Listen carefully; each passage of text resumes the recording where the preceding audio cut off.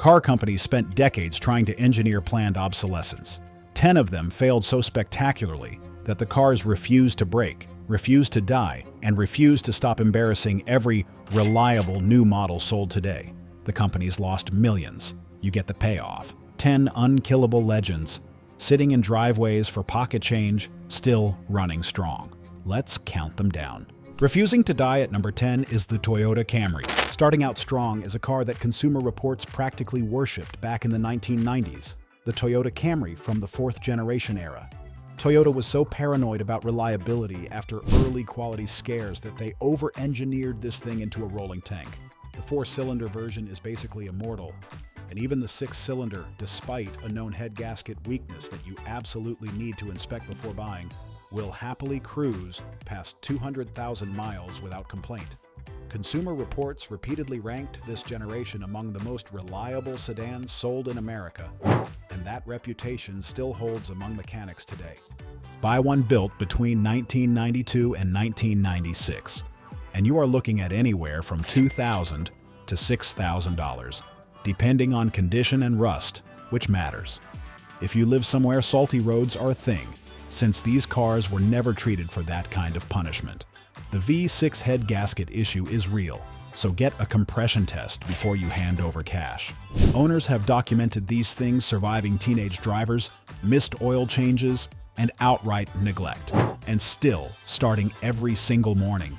Toyota basically built a car so boring and so bulletproof that it accidentally became a used car icon, and dealerships could not sell new Camrys fast enough to families who wanted something they would never have to think about again.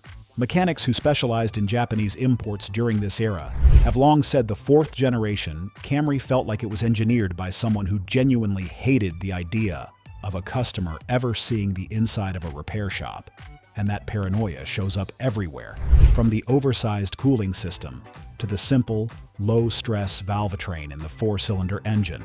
Parts remain cheap and plentiful too, so even when something does eventually wear out, fixing it will not drain your wallet the way a modern sedan repair would, and independent shops across the country still keep a steady supply of used and aftermarket components, specifically because so many of these cars are still on the road today.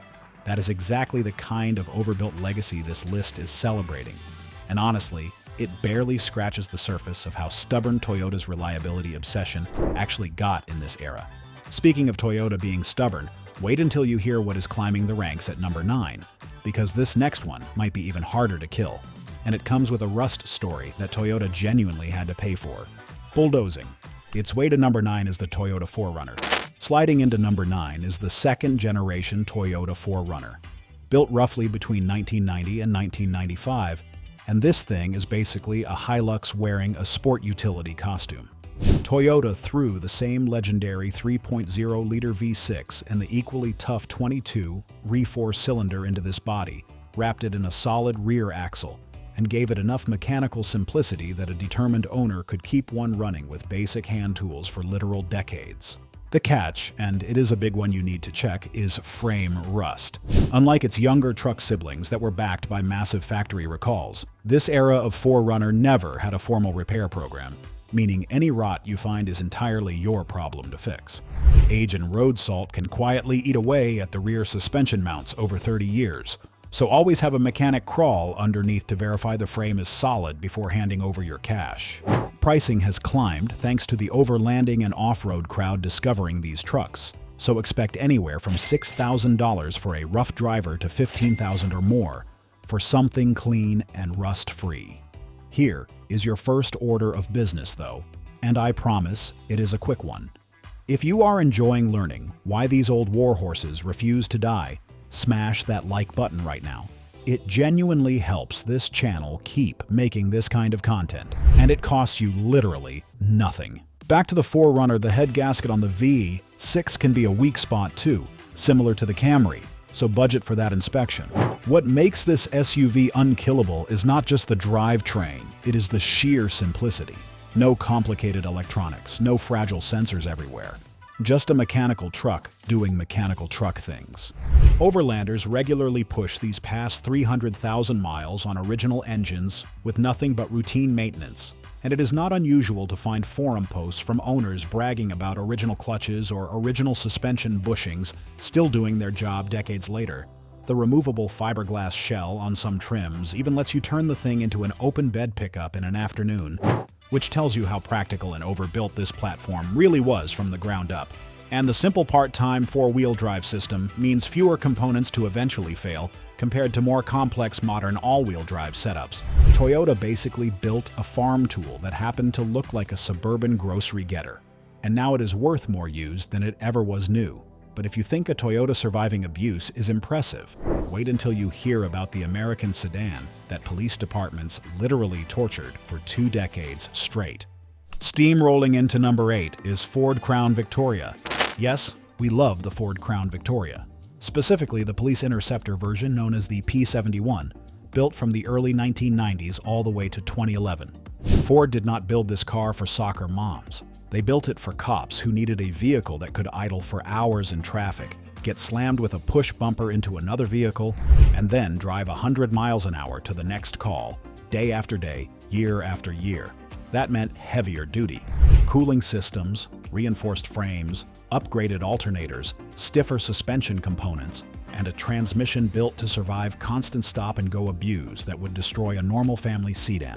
When these fleet vehicles got auctioned off after retirement, taxi companies and everyday buyers snapped them up because the durability carried right over into civilian life. And it is not uncommon to find these things still running past 300,000 miles as taxis in major cities. The one thing to actually inspect is the plastic intake manifold on the 4.6-liter engine, which was known to crack and leak coolant on higher mileage examples, so ask for maintenance records showing it was replaced, since a healthy replacement usually means the current owner already spent the money you would otherwise need to budget for. Beyond that single weak point, the drivetrain underneath is refreshingly low-tech by modern standards, which is exactly why independent shops can service one for a fraction of what a newer sedan would cost. You can pick up a decent P71 today for somewhere between $3,000 and $8,000, which is insane value for a body-on-frame American sedan built like a small tank, especially when you consider how many of these cars are still logging real work every single day as taxis in cities across the country. These things were quite literally designed to survive collisions, chases, and neglect, and that same philosophy is exactly why they refuse to die in civilian hands decades later. Mechanics who service fleet vehicles for a living will tell you these cars were essentially engineered around the worst-case scenario: a police officer idling for an entire shift in July heat with the air conditioning blasting and the engine never once getting a break, and a car that survives.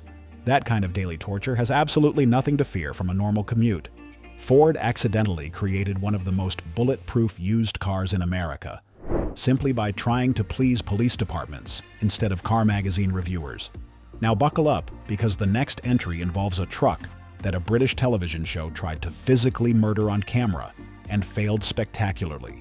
Surviving the fall at number 7 is the Toyota pickup. Yes, we mean the vehicle that is often badged overseas as the Hilux. If you have ever seen the infamous television segment where a crew tried to destroy one of these trucks by driving it into a tree, submerging it in the ocean, setting it on fire, dropping it from a demolished building, and smashing it with a wrecking ball, only for the truck to start on the first try afterward, you already understand why this thing made the list. That test became legendary, specifically because it proved what owners already knew. The drivetrain in these trucks, especially the 22R and 22RE engines, is nearly impossible to kill through normal use. The one legitimate weak spot is frame rust, which became such a widespread problem that Toyota launched a rust buyback and replacement program for trucks from this era. So always check the frame condition in person before buying, especially if the truck spent time in a snowy climate. Prices today typically range from $5,000 for a rough example to $15,000 or more for a clean, rust-free survivor. And those numbers keep climbing as more people discover how tough these trucks really are. Compact by modern truck standards, these things are also refreshingly cheap to maintain, since the 4-cylinder versions sip fuel and rarely demand anything beyond basic scheduled service to keep humming along. Owners routinely report engines surpassing 300,000 miles with nothing more than oil changes and basic maintenance, which is almost unheard of for a vehicle this old. What makes the story even more impressive is that this was never a special edition or a limited run truck built for a stunt. It was the exact same truck ordinary families were buying from dealerships to haul lumber and towboats every single weekend across the country. Toyota built these trucks with such mechanical overkill that they essentially became indestructible by accident. And decades later, that reputation is exactly why prices keep climbing instead of falling, like most old trucks. If a truck surviving being set on fire and dropped off a building does not impress you, wait until you hear about the boxy Swedish sedan that owners have literally formed a club around just for hitting 300,000 miles. Tanking its way to number 6 is the Volvo 240. Now we're on the Volvo 240, produced from 1975 all the way through 1993, which tells you something on its own. This is nearly 2 decades of essentially the same design, because Volvo refused to mess with something that worked. The red block engine family in these cars became so famous for longevity that owners actually created informal clubs celebrating vehicles that crossed 300,000 miles, and plenty of these boxy sedans and wagons have gone well beyond that milestone. Volvo built the 240 with such an obsessive focus on safety that the body itself became a reinforced steel cage, an idea genuinely ahead of its time in the 1970s. And that same over-engineering mentality carried into the mechanical components, giving you an engine and transmission combination that shrugs off decades of daily use. The weak points to actually check are rust. Since these cars are old enough that corrosion has claimed plenty of examples, along with the overdrive unit in the transmission and some of the electrical components like window regulators and ignition modules, which were never the strongest part of the car. You can still find a running, driving 240 for as little as $3,000 with clean, well-maintained examples reaching closer to $9,000 depending on the region. Independent Volvo specialists across the country still keep these things running for pennies on the dollar because the mechanical layout is so straightforward that a home mechanic with a basic toolkit can handle nearly every repair over a weekend without ever needing a computer or a specialty scanner. Volvo basically engineered a car so conservatively and so thoroughly that it became a joke among car enthusiasts. The boxy tank that refuses to die. And that reputation is precisely why parts availability and community support remain strong even today. Alright, second order of business. If this kind of overbuilt car history is scratching an itch for you, drop a comment down below, telling me which of these 10 you would actually daily drive. We read every single one, and it helps this video reach more people who would enjoy it too. Now, next up, let us talk about the German Titan that was engineered with a blank check budget just to prove who ruled the luxury world. Overbuilding its way to number 5 is the Mercedes-Benz S-Class. Gliding smoothly into the list is the flagship Mercedes-Benz S-Class from the W123 generation, produced between 1979 and 1991. This was Mercedes at the absolute peak of its no compromises engineering era before shareholders and cost-cutting started creeping into the conversation. Owners and mechanics have documented these cars regularly surpassing 300,000 miles, and diesel-powered examples, in particular, have a well-earned reputation for reaching well past that number with nothing more than routine maintenance. The fuel injection system, an old electromechanical setup known as cagetronic, can be finicky if neglected and requires a specialist to properly tune. Additionally, these cars rely heavily on complex vacuum lines to operate everything from the door locks to the climate control vents, which can turn brittle and develop leaks with age. A thorough inspection of the fuel system and vacuum lines before buying is worth every penny. Rust can also creep in around the wheel arches and trunk floor on higher mileage examples. So bring a flashlight when you go, look at one, and pay close attention to the sunroof drains, since clogged drains on this generation are a notorious source of hidden water damage that owners often discover far too late. Prices today for a driver. Quality. W126 typically land between $4,000 and $12,000, which is a shockingly small amount of money for a car engineered like a bank vault on wheels. Mercedes reportedly built these cars with such thick steel, such overspecified components, and such expensive manufacturing processes that the cost of building them barely justified the price tag, and that kind of engineering excess is exactly why executives eventually pushed the brand toward leaner, cheaper platforms in later decades. Even the door handles and window switches on this car feel like they were built to survive a nuclear event, and that kind of obsessive overspecification runs through literally every component. Mercedes touched on this platform, from the seat frames to the door hinges. You are basically buying 1980s German excess for the price of a decent television. And honestly, that is a steal. But here is the twist nobody saw coming. While Mercedes was building this rolling bank vault, a Japanese company was quietly taking it apart, benchmarking every single bolt, and plotting to beat it at its own game. They succeeded. And the car they built to do it is sitting at number 4, still humiliating the brand it was designed to destroy. Ambushing Mercedes. At number 4 is the Lexus LS400.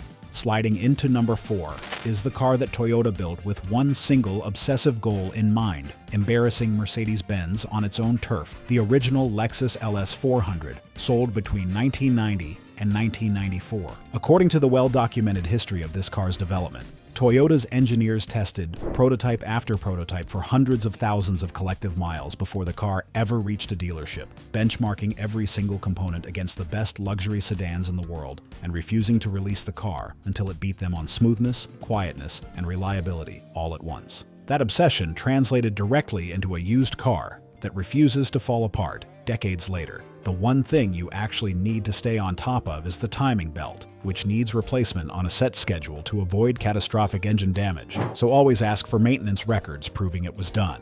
Otherwise, these things are famous for effortlessly crossing 200 and even 300,000 miles, while the leather still looks better than most modern interiors. And the naturally aspirated V8 under the hood is regarded by independent mechanics as one of the most reliable engines Toyota has ever produced, luxury badge or not. You can find a solid LS400 today for somewhere between $3,000 and $9,000, which for a car that once outsold the Mercedes S-Class and BMW 7 Series in its own market segment is honestly absurd. Toyota basically spent a fortune making sure this car would never break, then watched it depreciate into pocket change territory precisely because it refuses to give mechanics any work to do.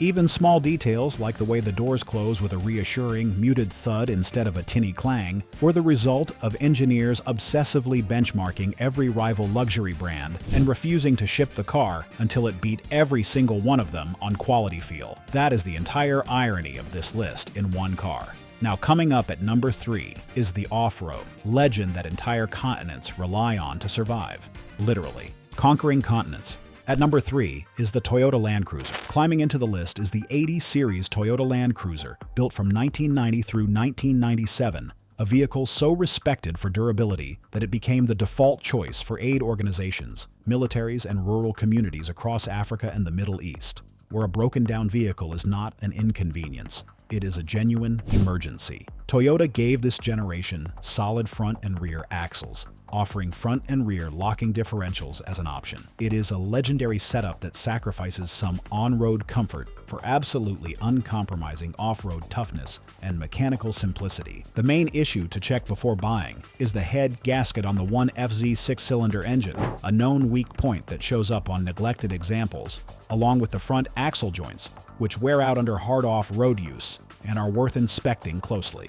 Because collectors and overlanding enthusiasts have discovered just how tough these things are, prices have climbed significantly, and you should expect to pay anywhere from $10,000 for a rough example to $25,000 or more for a well-kept, low-mileage Survivor, with pristine examples occasionally climbing even higher at specialty actions.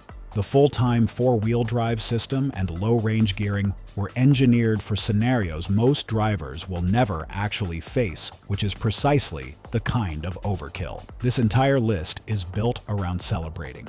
These trucks routinely cross 300,000 miles in punishing conditions that would destroy almost anything else on the road, hauling supplies through deserts and mud with nothing but basic tools, keeping them alive. Entire aid organizations and mining operations in remote regions have standardized their fleets around this exact generation, specifically because parts, once acquired, rarely need replacing, and a truck that keeps running is worth infinitely more than a cheaper alternative sitting broken in the middle of nowhere.